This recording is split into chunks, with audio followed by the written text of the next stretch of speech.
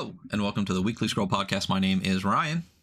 And I'm 𝗏𝗏𝗧 𝗖𝗵𝘁𝘁. My name is Jarrett, and I'm guesting on this episode of Cat Chats.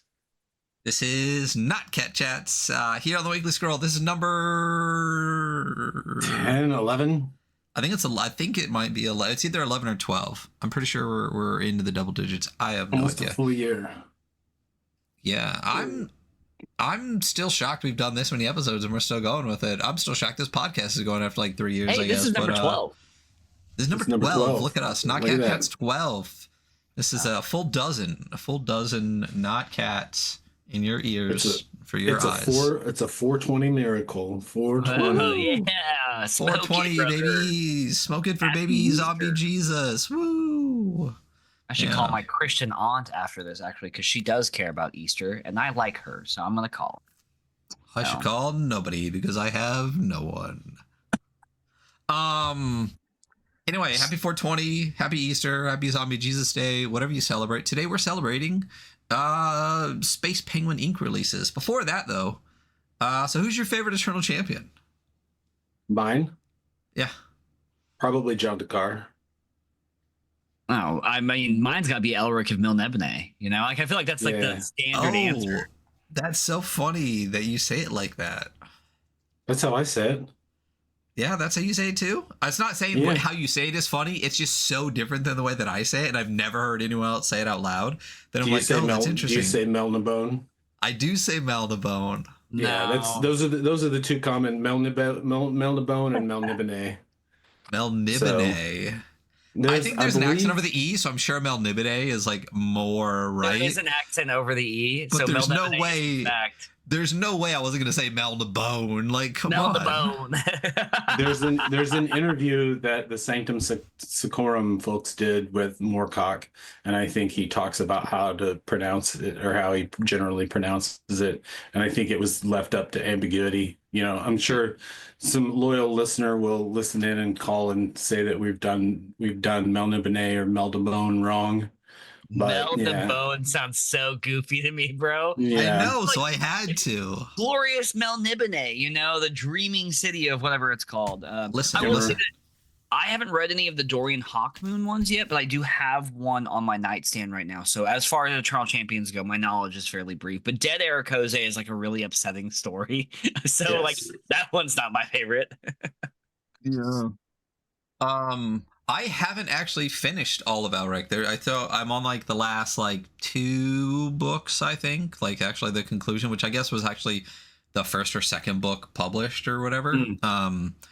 But honestly, I mean, you've read enough now, dude. Sailors on the Sea of Fate. Yeah, like it fucks so hard. Like I love that it's so sword and sorcery. It's such a great, and like the two 𝗏𝗏 and 𝗏𝗏, the two interdimensional sorcerers are so absolutely truly bizarre and not of the material universe that it feels very like it's amazing.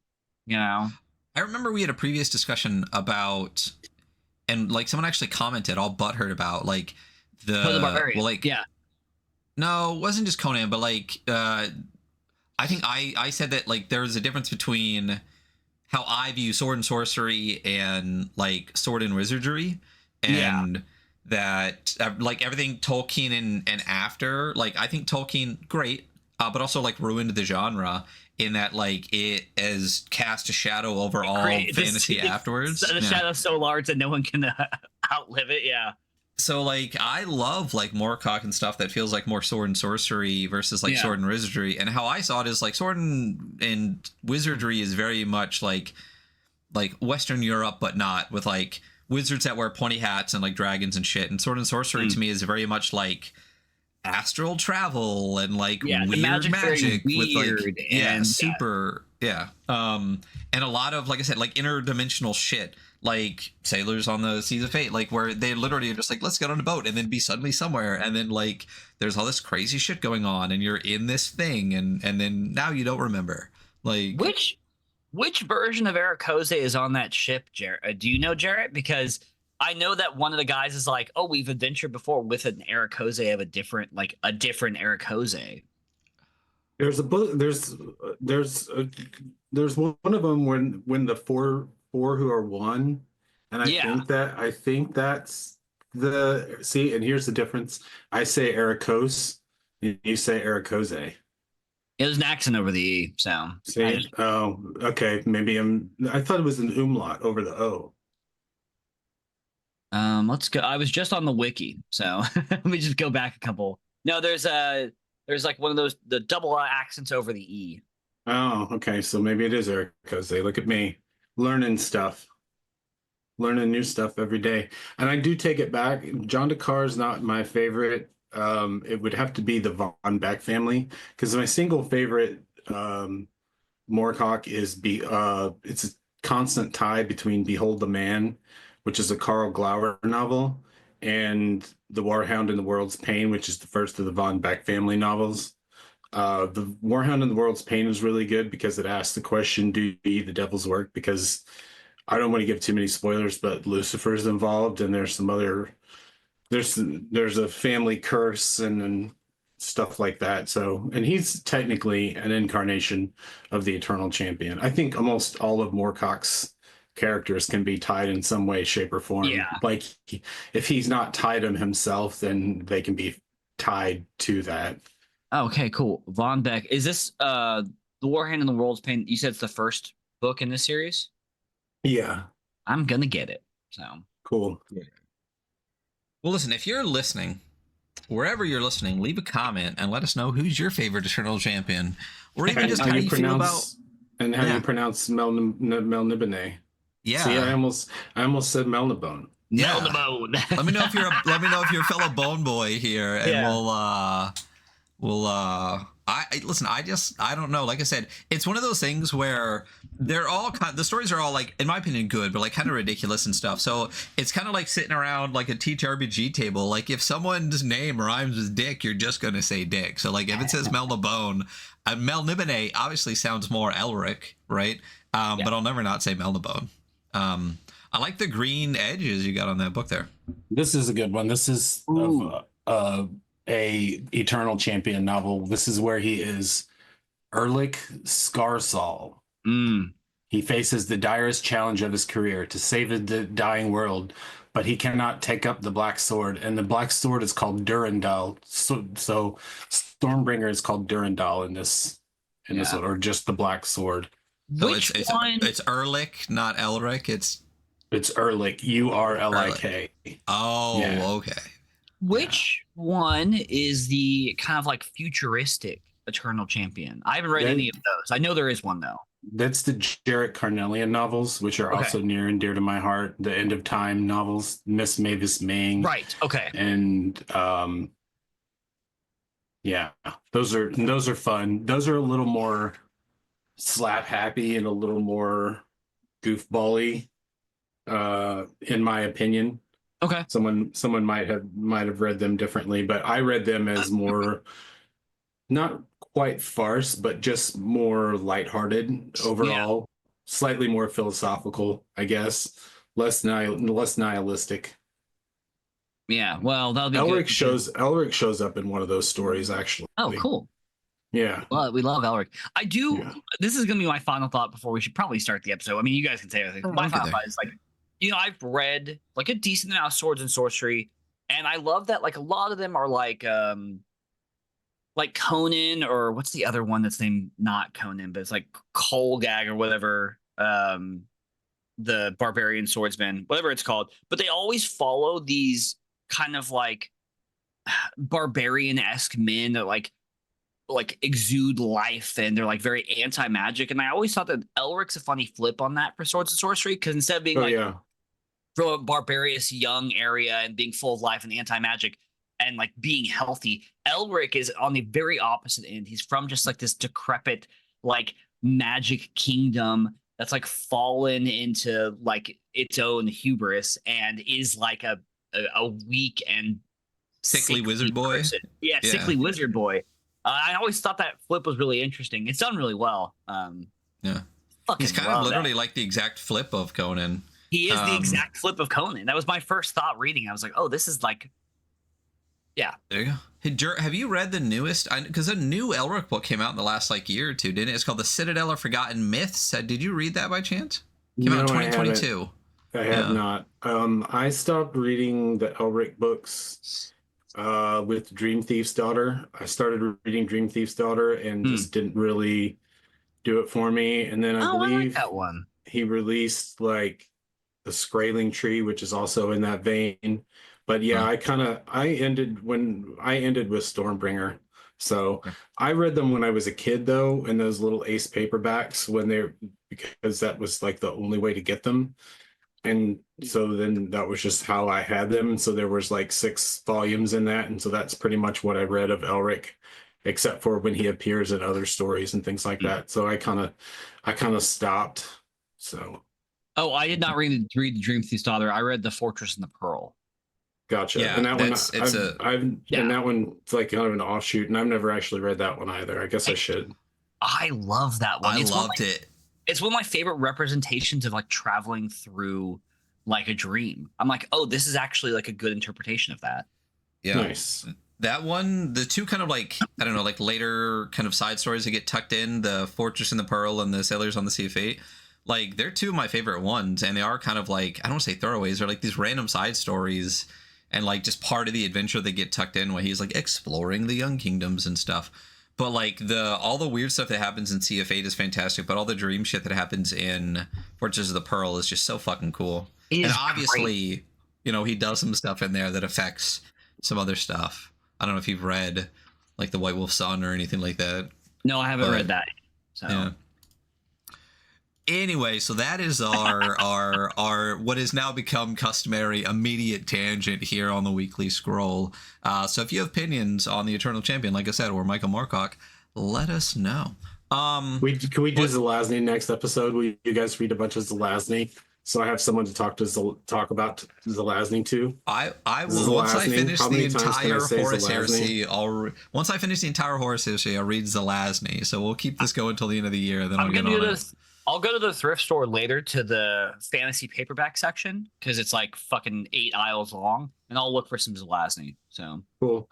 Look for The Doors of His Face, The Lamps of His Mouth. Okay.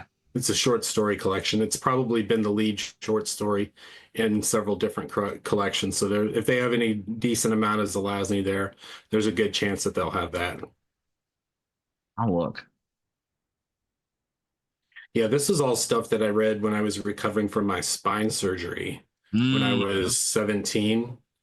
So I had steel rods implanted in my spine. So, I had a lot of time to read. So that's when I was reading all this like formative, like fiction and things like that. I had a couple of uncles who turned me on to the good stuff, which was nice. Have you read a lot of Legati? Yeah, I've read a fair amount. It's hard. It's hard to read because it changes the way your brain works because it's kind of a virus. So you got to be careful with it. At least I do anyway. I'm not kidding. I'm talking 100%. I got to be careful with the amount of Legati that I read because it gets to you. It does. Yeah. It's I've dabbled in it a little bit, and then I started the Horus Heresy, so I'm stuck for 2 years. But that is you've chained yourself to that. Listen. It's not. I mean, it's good. It's a fun journey. But yes, I have. But you're right. Like, there's just some things like when I'm sad, I love to read Plath, and not just like Beljar and stuff. A lot of our other stuff. But like that's another one where it's like you don't be too sad and don't read too much Plath, or else you'll follow her into the stove. But so today it's about time. The new releases for Space Penguin Inc. We're a little bit in the month, deeper in the month than we would be, but I believe the one that came out this month is one we've actually talked about before, but we're going to talk about it again. So what is new? What is new? What do we got? What is new is Endless Horrors from Between the Stars, wherein you take on the part of playing as cultists intent on, speaking of Legati, cultists intent on bringing your avatar into the world so that you can bring about the end of the world. Now, before everyone says it's all doom and gloom these days in Forbidden Psalm land, that's not true. We actually have rules for where you can play as investigators inside it. There's also rules for playing in any of 3 different time periods, which is pretty sweet too. So you can really, really, really go crazy and hog wild and kit bash your minis and really make them something special. I gotta say real quick. So the cover fucks so hard. And I have it that's on. 𝗏𝗲. That's Yeah. 𝗏𝗲. But the So good. actual book cover is that same piece of art, but it's like version. Like there's no logo on it or anything, and it's just so fire. Like again, the logo itself is also incredible. I love like the flames coming up and stuff like that. But the regular book is, even like the back has nothing on it. The only thing that has words on it all is like the spine. It's got like that star at the top too. I mean, it's just a gorgeous book. Thanks. Will really knocked it out of the park with the graphic design, and 𝗏𝗲 really did an amazing job throughout the entire book with all of the art. It's Shout crazy. out Will, bro. I love that guy. Shout out Will and 𝗏𝗲, just killing it. Shout out to Will and 𝗏𝗲. Will and Will. Yeah. This, I'm gonna, so I love, obviously I have like everything Forbidden Psalm's ever done. I gotta say, quick side tangent before we keep talking about this. And what are your favorite Forbidden Psalm releases? The favorite ones that we've done thus far is Horse War. That's my personal favorite. I haven't seen it yet. I don't have, it's not in yes. my possession yet. Yes. Same. But Same. Hunter, what are yours? Oh, mine's The Last War. Bro, like, it's funny because I thought I had an answer, and then immediately I was like, but wait a minute, what about this one? What about this one? What about this one? Because I was like, well, yeah, I think probably The Last War. And then I was like, then it's probably this one. But then I was like, no, but I'm like an edgelord piece of shit, and Dread Knights really gets me because of the vampire stuff. So I was like, it's a toss-up between Dread Knights and this, but I do think that this is probably, I think Last War is my favorite, and this is like probably immediately my second.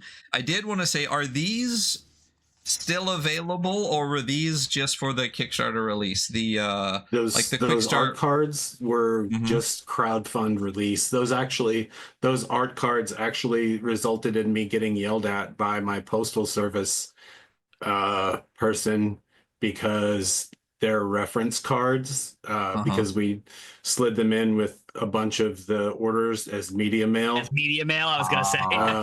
Which you're not supposed to do, and we just tried it once and we got caught. So no more, never again. But yeah, they are like written material. It's not media technically. It's got to be 8 pages or more. Oh, fuck them. You're right. Yeah. So, but shout out to that was when I went to the different USPS. Shout out to my home USPS on 17th Avenue. They're really great people. I go there every morning right when they open, and I roll out their big cart and I fill it full of Cairn, and I roll it, and well, Cairn and the weekend's orders and whatever else, and I roll it back inside all full up, and they're like, thank you for giving us work to do. And I'm like, thank you for taking on this work to do, because this is the next step in the journey of these packages leaving my house. There we go. So Endless Horror, Between the Stars. This is new Forbidden Psalm release. For those that are not aware, I mean, obviously Forbidden Psalm, skirmish game, Merkborg, all that stuff. But what makes this different than what we've already talked about? Last War, Dread Knights, like all the rest of the different kind of like supplemental versions of Forbidden Psalm. This one really leans more towards, I feel like, kit bashing your avatar, because when you generate, there's 3 D100 tables that you use to generate up your avatar and make it really unique, and then that makes you want to go and kit bash the actual mini and make the monster and stuff like that. Like, I'm not going to play it because I don't have time to. I'm not going to play it until I actually get a chance to actually build my whatever my avatar is going to be, and I just don't have that space. But I've seen some people's avatars, and they're amazing what you can actually come up with. So, yeah, I really feel like it pushes you more towards kit bashing.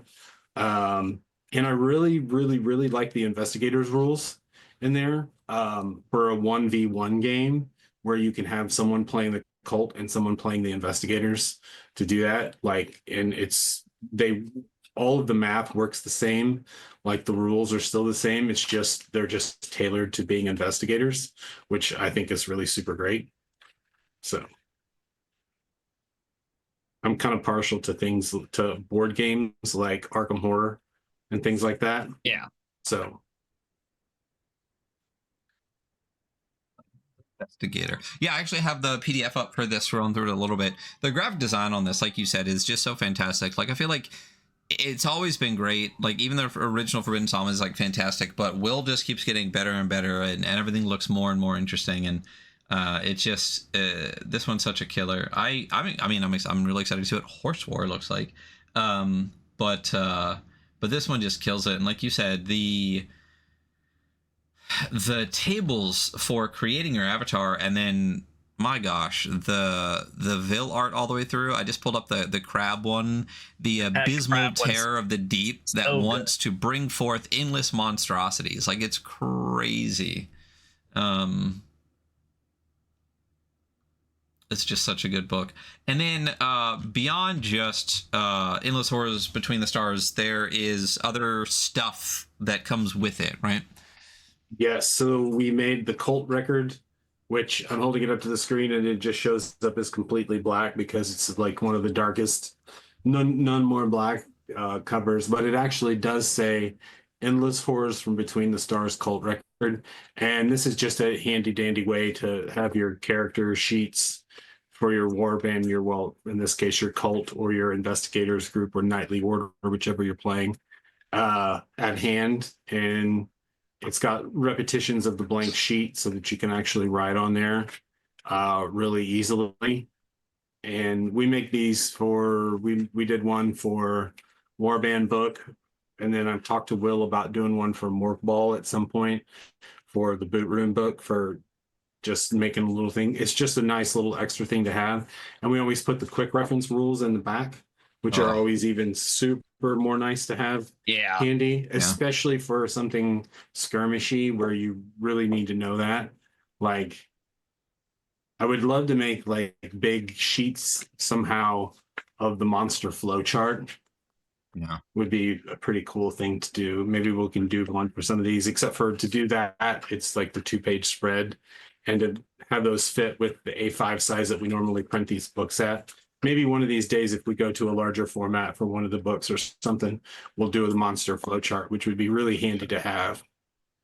Yeah, it's just great to have like a character keeper, so you don't have to have the whole thing with you. Because like, once you know the rules, it's great to be able to just have something to reference, and to be able to just quickly flip through a very small book that you can just like tuck in your pocket just about. That's got your character and the rules is fantastic. Yeah, and then we also have Tengoku Station, which is a sci-fi overlay for it, written by 𝗡𝗢𝗧. So this was not written by Will. But Will did the design, and there's Vil art in here, I believe. Where are we at?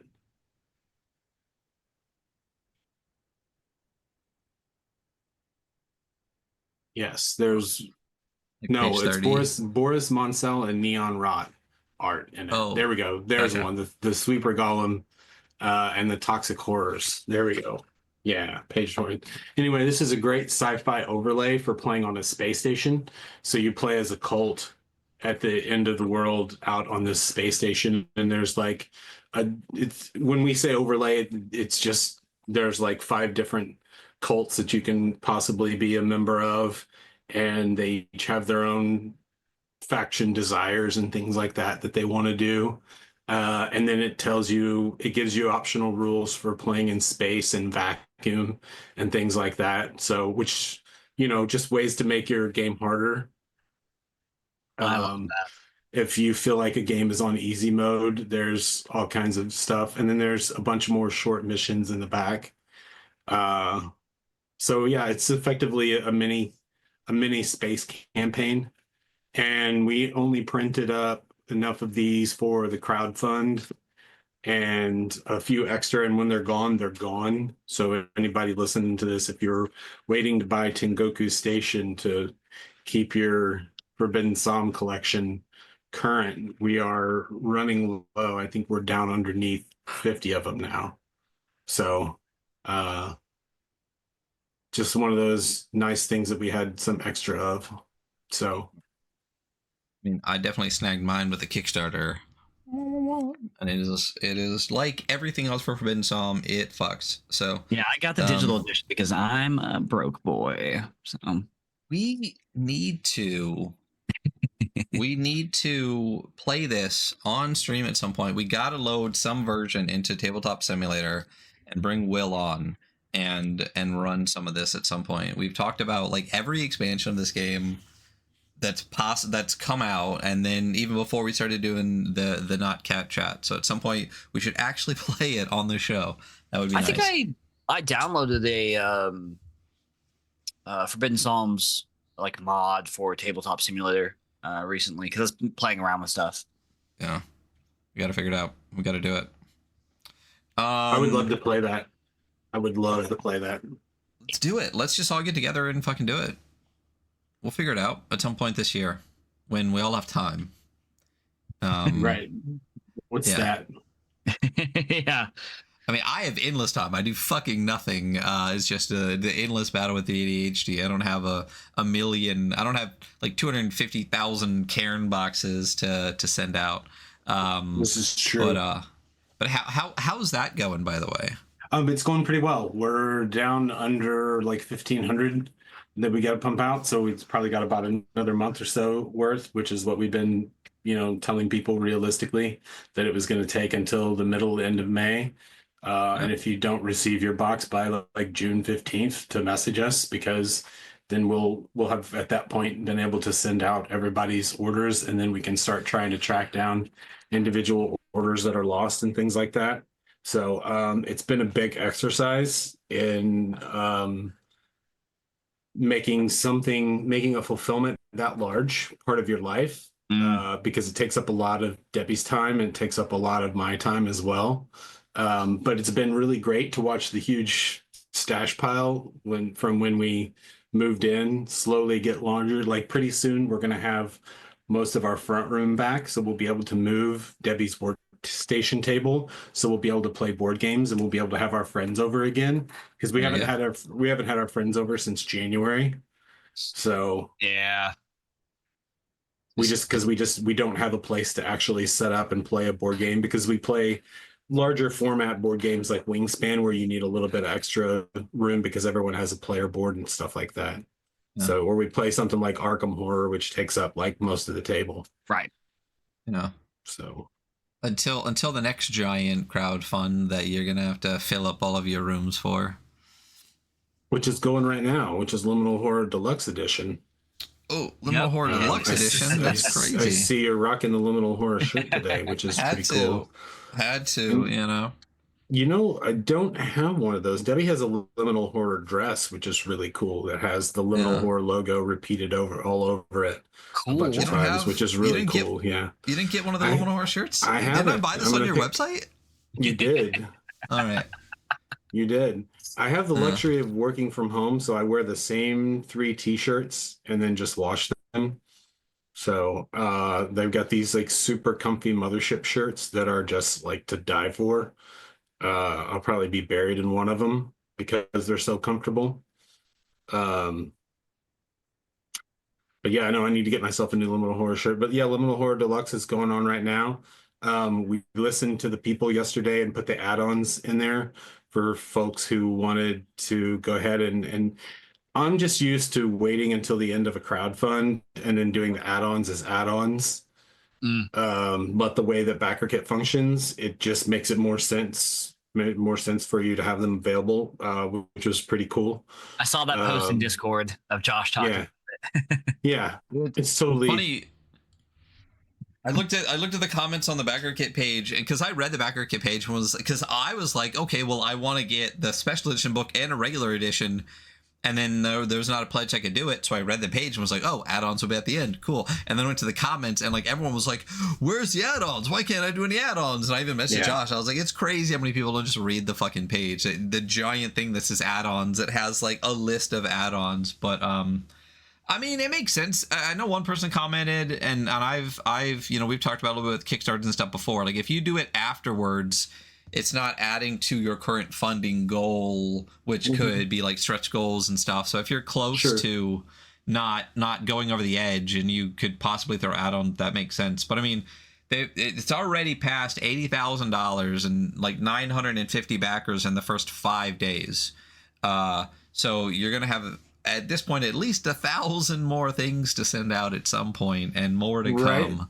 But they're not box sets, which is cool, because they're a different form factor. Now, these are going to be 300+ page books, like 350+ page books, but they're going to be the same 6x9 size that the Parthenogenesis of Hungry Hollow is. So they're going to be a little bit smaller than your A4/8.5x11 D&D 5e modules and things like that. They're 6" by 9". Oh, good. It'll be smaller than all the D&D modules I have. Cool. Right. I know you. But it's gonna be a really thick boy. It's gonna be 350+ pages. So I think when Josh was on the show, he said it's about the same size as Best Left Buried Deeper, which is this thick boy right here. And actually thicker, because I think this is only barely pushing over 300. This is 325. So it's this is the 6x9 325 page book. So for those that haven't watched our Liminal Horror Deluxe preview episode that's on the Backerkit page or on our YouTube, you can go check it out. And Josh talks through all of it. We discuss that this is about the size of the book, which is crazy compared to the first printing of Liminal Horror. But what you get in it and all the toolkits and stuff is, I'm really excited for that. I am so excited for the toolkits and that. Like, even like the generic locations thing at the end, I cannot tell you how genius of a fucking idea I think that is. That is one of the best ideas I have heard in the game toolbox. So yeah, it's really nice. Having edited it, I really feel like people are going to be happy with it. Like, I think it's going to be up there with facilitator, because it's the term we use in Liminal Horror, facilitator, but with the person who facilitates or dungeon masters or runs or judges the game or whatever, that person doing that job, I think it's going to be up there in terms of usability with what we did with the Mothership Warden's Operation Manual. As far as like, it focuses on the game and gives you the basics of everything, but then teaches you how to make those rulings and things like that, and how to twist. Because as Nick says in the book, like, no text can make your game horror. It's how you build the actual situation around you, and the buy-in that you get from your players and the people working with you to tell these stories can make it horror. That's how you make a horror. That's how you make a sword and sorcery. That's how you make a cozy. Like, that's how you do anything. No text can inherently be anything other than a text. very fair. But it tells you, it gives you functional tools to help guide it towards actually creating in the actual aspect of the game that's happening at your table, and how to impart that horror and how to make it horrific and things like that. Yeah, it's big yawn. I think I really like, I mean, Hunter brought up already, the location guides in the back, because 5e broke my like desire to run adventures ever. I ran like the entire campaign of like Princes of the Apocalypse, like the baby of the grandbaby of elemental evil bullshit one, and it's one of the worst things I've ever read. But it was new and it sounded cool when I first started running it, and it's fucking terrible. and then then I started getting more into the OSR shit and whatever. So like adventures that have like a beginning, a middle, and an end for me is just something I've tried to stay away from a lot of the times. And what I really like to do is just locations, like a series of locations, and the story is like the players' interactions with all of them and how their brain works together. So those like generic locations in the back, or just like spots and stuff in the back, I'm super excited for that exact reason. Like we'll just do a series of locations, and that can be our campaign, or we'll like put a couple together or whatever, and have the tools to just roll up all the stuff that goes for each of it. And that's just like how I like to GM and stuff. So having that so readily available and also like done so well is going to be really, really interesting. So it's also really interesting too, because you don't get a lot of, like, even Mothership, for example. Like Mothership 1E was a change in the rules and stuff, but for the most part, Liminal Horror is still Liminal Horror.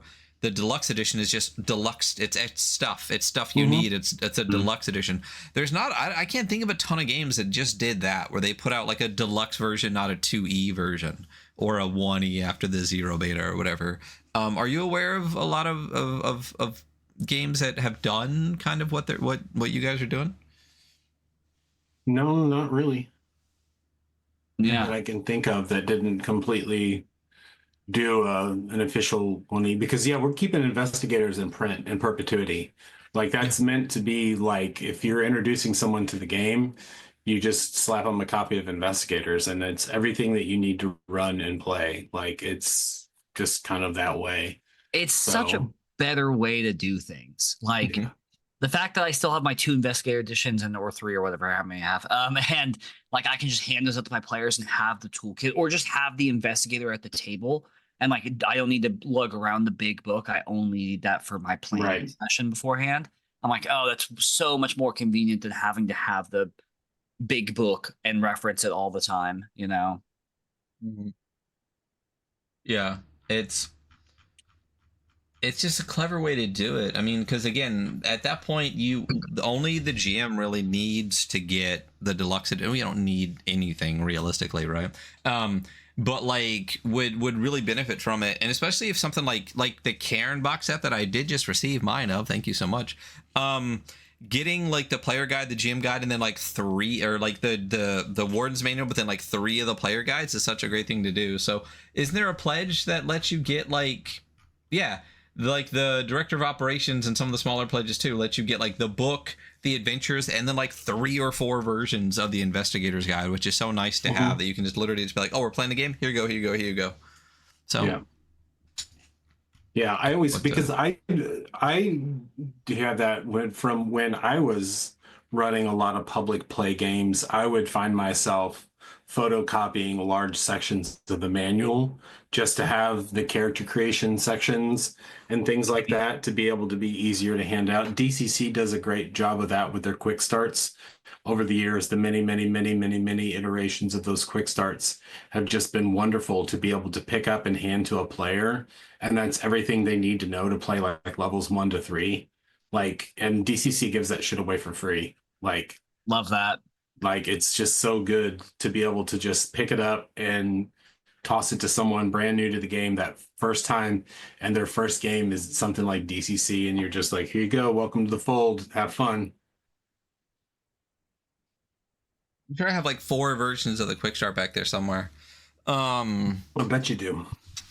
Yeah, well, I mean, I think half the Kickstarters I got, it came with one. Maybe we'll just do that after the show. Maybe we'll just be like, we're not going to do the whole book. Let's just do the quick start. But I don't want to tangent into DCC. But so Space Penguin right now, you're getting Cairn 2E in everybody's hands. We have Ensors in the shop right now, along with everything else that's always been there.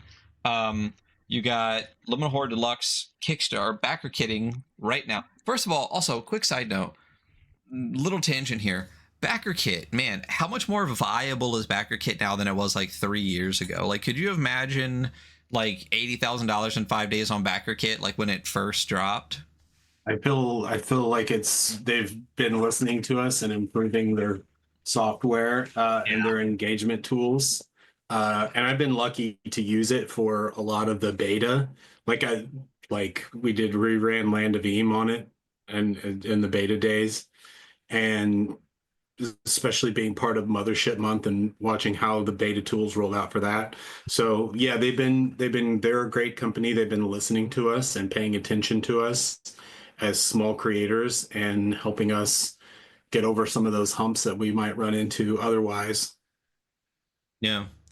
I mean, they're quickly becoming like good competition for Kickstarter, where I know even when we talked to people in the last couple of years, Backerkit was like we'll just do like a smaller project, like with a smaller funding goal and stuff like that.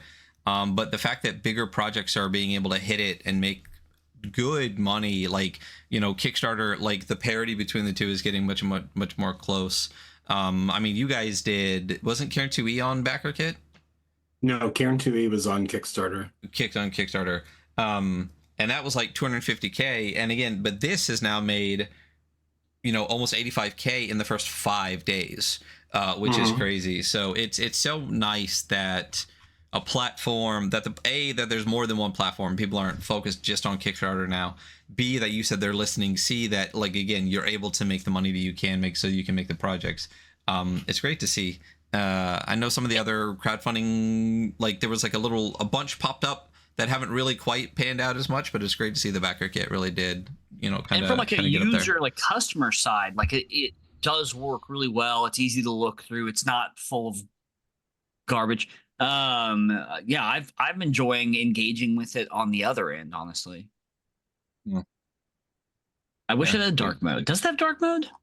I don't think so. I have dark mode for everything in my life, so I couldn't tell you. I mean, it's dark mode for me right now. But oh yeah, I mean, you can just download what's it called? What are the extensions to just turn everything dark mode? I have a great one. I've tried that, and it messes with certain applications. I have. Yeah, I have 2, so that if one messes with one, usually the other one doesn't. And they actually added dark mode within the last couple of months to the charting system we use at work, which is really great, because before it was like super fucking bright. So even at work now, I can have my whole life in dark mode, which is really, really great. But yeah, so on top of all of those things, the bajillion things you got going on Space Penguin, what else is cooking? Like what's coming up? Anything else, or are you kind of in like, let's get this stuff out mode before you jump on anything else? So we've got the Survivors of the Core Wars deck. Those are inbound on a boat. We're not sure when those are going to land or how hard we're going to get hit by tariffs on those. We're waiting to see. Rest assured that none of that cost will be passed on to backers. We're just not playing that game. Like, I'm not doing that. Like, we printed the book, or the card deck, and we're waiting to see what's going to happen. And, we're going to suck it up and we're going to eat it. We also I did get a sample copy of The Ghosts of Zoas on a Mountain, which is another smaller crowdfund that we ran on Backerkit last fall. That this book is really great. It's a nice little 89-page, 90-page baby, but it's got sewn binding and really amazing art. Thomas's art throughout this thing is just so good. His design is so amazing. Like, his writing is super evocative. This one's for OSE. So this one is actually getting ready to come on a boat. We're trying to time out and see if the tariffs possibly get lifted, or if they're listed for 4901.99, the harmonized code that are for books. We'll see how that goes. But those are both scheduled to fulfill in Q3 this year, like on track, like we said they were going to be. So those are going well. And then, yeah, it's a lot of work with Liminal Horror. I did my editing pass the other day of the main manuscript and everything like that. And now Josh is putting that thing into layout right now. And he and Goblin Archives are working on that fast as they can. Zach turned in all the art, so all the art is in for that. Now anything else that Zach's drawing is just extra and filler, like when Zach has extra free time and stuff like that. So all of the writing's done, all of the editing's done, all of the art is done, and layout is in process while we're crowdfunding, because we're planning on sending out the finished PDF in July for everyone to like read over and to spot any mistakes that we make, because there's always going to be mistakes. It's just the nature of making books, of making game books, especially when you've got a lot of people who read a lot very intently and intensely. You're going to get a lot of feedback. So yeah. And then we still doing our monthly releases. Next month is 𝗲𝗲 𝗖𝗵𝘁𝘀𝗶, which is a really great little thing by Charlotte and 𝗡𝗢𝗧 𝗖𝗵𝘁𝘂𝗶𝘂. And it is solo role playing. You just need a couple of D6s, and you can while away your afternoon playing 𝗲𝗲 𝗖𝗵𝘁𝘂𝗶. After that, we've got 𝗡𝗲𝗏, which is we're calling it second party liminal horror, because it won one of the recent jams. So that's coming out from Tyler and Bo Ryan. And I feel like I'm missing one that I solicited. I solicited Karen. I feel like there's another one that I'm being bad to my children. Hang on one second. I got to look it up, because I'm going to feel really bad if I do.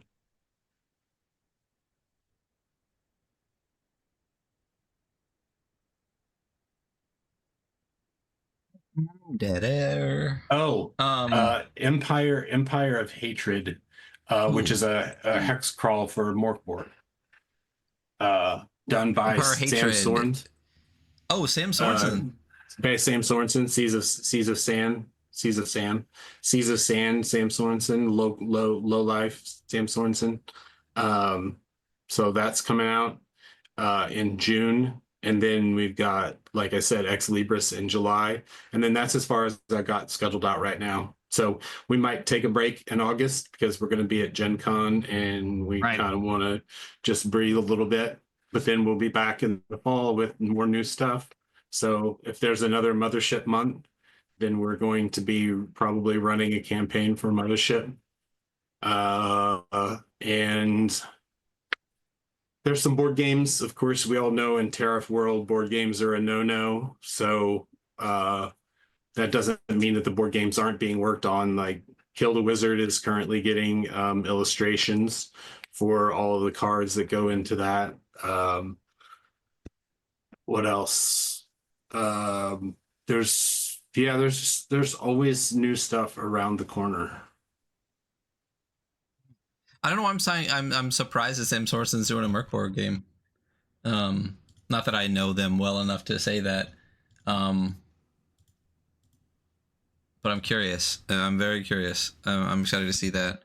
And 𝗲𝗲 𝗖𝗵𝘁𝘂𝗶 next month. Yes.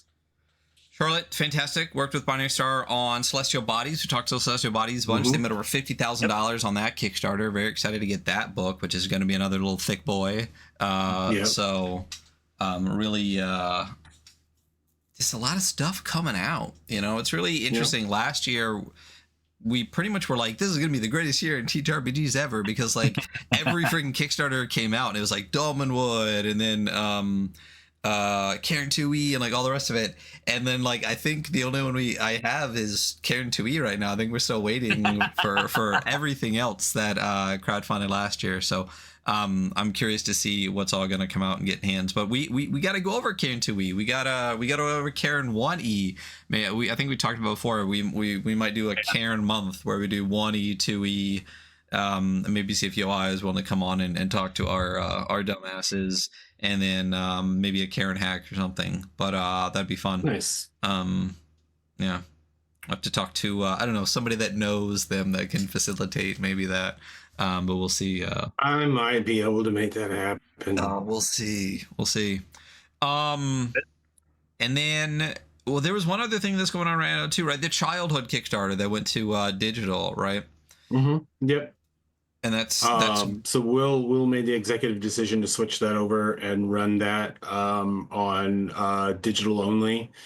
It was an attempt at learning Backerkit, and also an attempt at a different style. And we feel like the Forbidden Psalm folks like aren't opposed to childhood, but they're definitely in it to win it for the grimness that we put out. So then the next one, I can already tell you the next one for those is called Hope is for the Dead, and it's going to be the zombies Forbidden Psalm, and that one is in the works. That one's the next one on my desk. I think that ones are always so good. Yeah, I think that one's going to crowdfund in July. Oh, really? Already? Yes. Yeah. Guys just ain't stopping. It's just try not to. Can't stop, won't stop. Can't stop, won't stop. We found a new printer in England for the Forbidden Psalm books as well. Oh, cool. And they're printing on, and now we can guarantee with all of the Forbidden Psalm books that they're printed on 100% post-consumer, which gets the stuff that makes the pages even thicker because the material is even coarser, which is really nice. So yeah, Will showed me a copy of Forbidden Psalm, the first print run that we had done versus the second print run that he just had done extras for over there for his convention season and stuff like that. And it's even chunkier. So like a good chunky boy. We haven't had good thick paper in a while, you know. I mean, there used to be a publisher that made a lot of very nice stuff with very thick paper, and it was very lush. I don't think they're really doing much anymore. But who doesn't like some good thick chunky paper? I do. Yeah. Yeah. I think that's it. Sounds like hopefully that's everything you got cooking, because again, you have no time for anything, and I'm sure you got a lot of other stuff going on. Anything else? I think, or is that the month for Space Penguin Inc.? I think that wraps our month for Space Penguin. Yeah, and Liverpool won today right before the show starts, so you never walk alone. Exactly. One more win clinches the season. With 5 games left. So suck it, Man United. And that'll be 20, baby. And then that'll be us. Again, we will always have Jarrett on as long as he is willing to put up with us. And listen, if you're listening, suggest our random tangent to start the show for next month. And again, let us know how you feel about the Eternal Champions below. Make sure you click the links that are down below to go buy the things we talked about today. Again, down to very few of these bad boys right here. And you definitely want to get Endless Orbs from Between the Stars. And everything that Forbidden Psalm puts out. Jarrett, it is always a pleasure. We will see you in less than a month to talk about, you know, the things we previewed a little bit today. And I think that's it. That's our show for the day. Thank you for having me on, as always. Always. Of course. All right. We will see you all later. Bye. Bye.